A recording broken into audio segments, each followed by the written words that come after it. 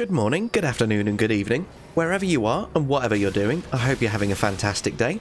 Today I wanted to bring you a video that will hopefully help out all Elden Ring players, old and new, with a few advanced tips that the game doesn't tell you. I really hope you'll find at least a few new things here that you didn't know before, and they should help you to take your game to the next level. This first tip is how to really effectively utilise Shabriri's Woe.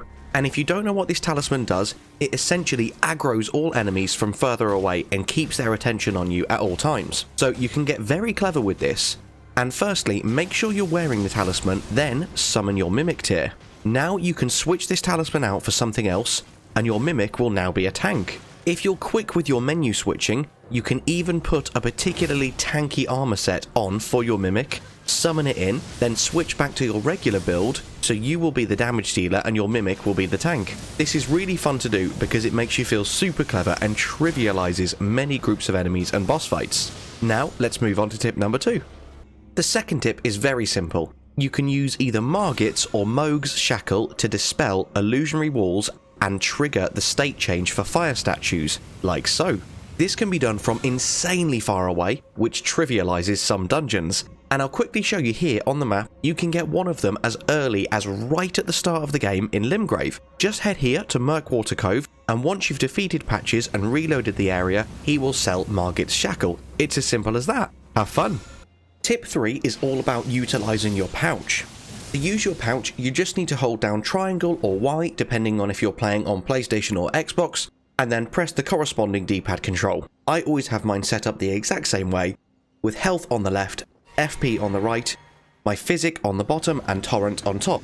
Obviously you can use this for whatever you want, but it just helps you to take 4 items that you'll use very regularly off your quick bar, which makes it a lot less cluttered and much easier to scroll through.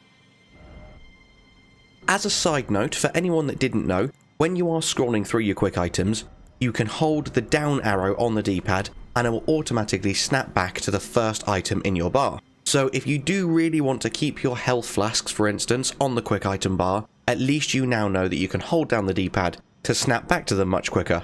But if you mix in utilizing the pouch as well, you're going to find that when you get used to it, it's going to make it so much quicker and easier to do your item management. Now we'll move into tip number 4.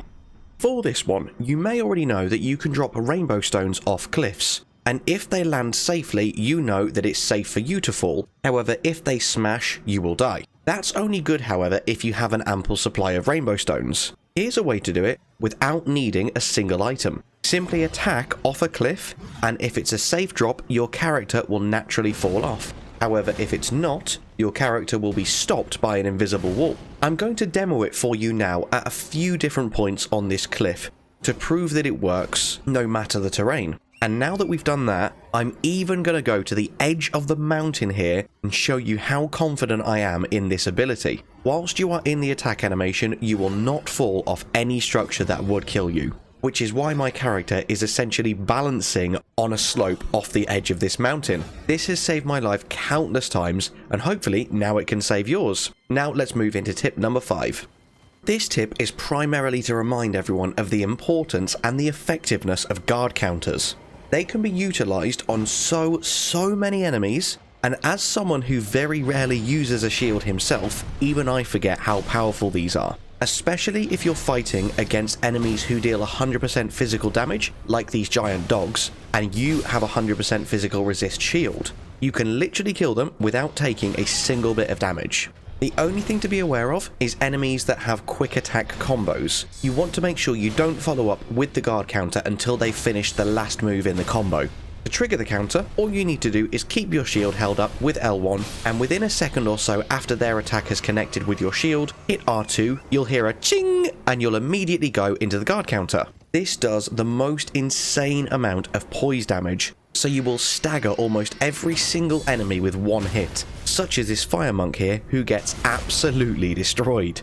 Now we'll move into the next tip.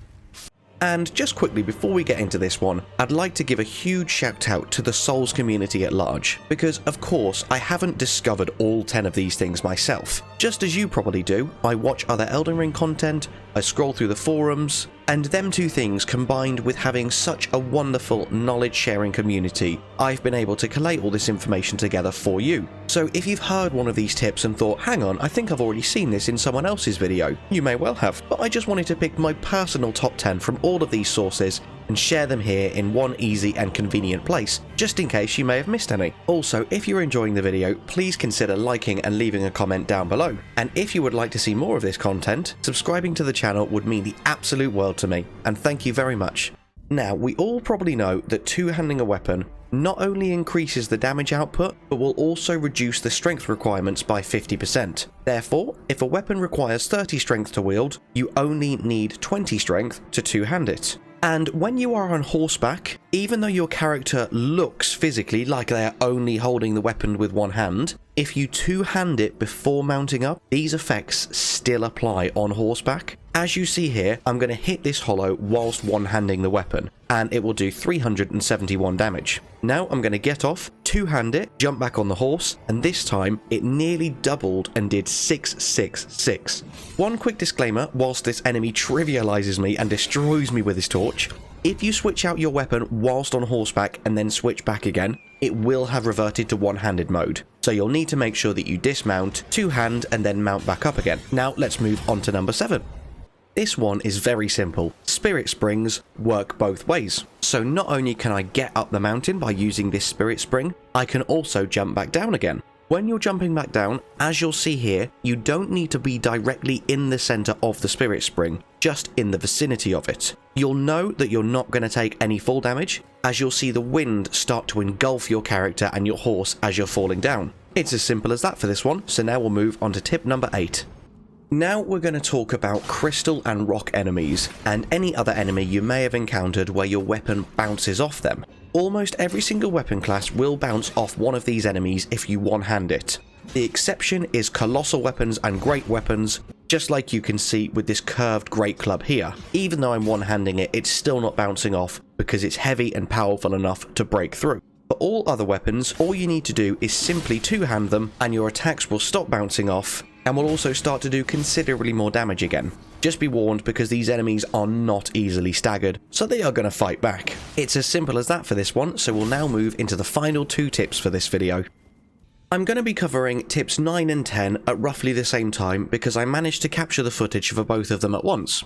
The reason I'm showing you this is to show you that weather affects the damage output of certain weapons, spells, abilities and attacks.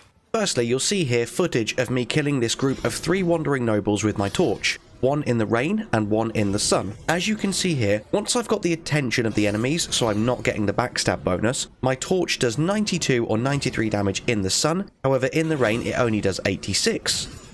Now, this may seem like quite a minor difference, but when you get to the late game and you're talking big numbers, this can be a real significant increase. Essentially, there is approximately a 5% damage reduction for all fire attacks in the rain, and a 5% damage increase for all lightning attacks in the rain.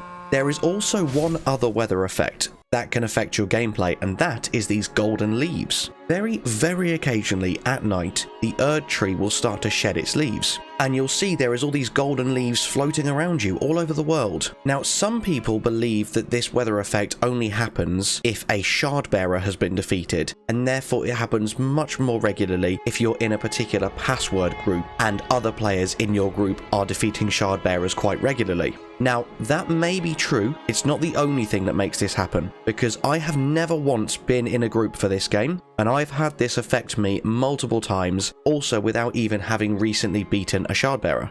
The most important thing about the golden leaves is it will increase all rune acquisition by 5%. So don't rest, don't teleport somewhere else. If you do have this very rare weather, fuck me, that is a tongue twister. Very rare weather, okay.